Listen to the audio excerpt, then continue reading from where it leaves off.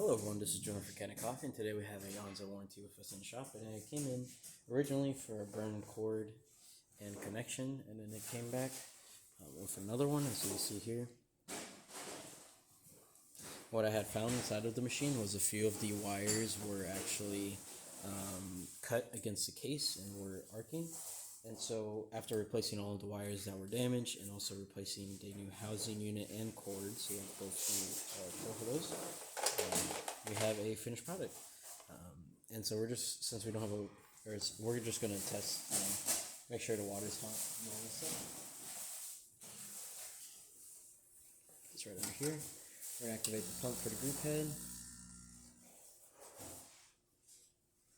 I'm sorry, that was for the hot water tap. This is the group head. A few seconds of pre-infusion, then it activates fully.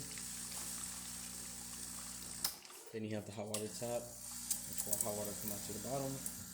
And then of course you have the steam, and we're going to pause the video until it's all warmed up. Alrighty, now that we're all fully warmed up, we can open this steam one here. Now it is a single boiler, so there is going to naturally be a lot of water. As you can see, we have steam coming out of the steam one, so it's getting hot enough.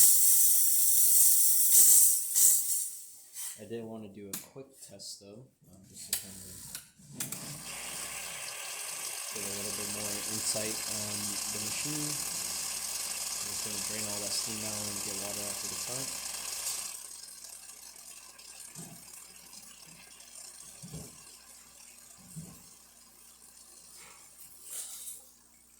Awesome.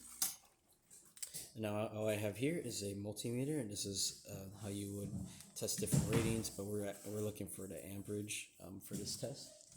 And as you can see, we have the machine hooked up to a very specific mechanism here, and pretty much just allows me to read how much amps are running into the machine using this little clamp system. So if we put it around here,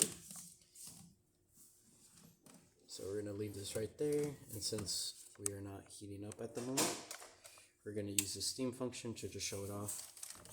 As you can see, it's running 8 amps, which is good because this plug and also the housing to the machine is rated 10 amps.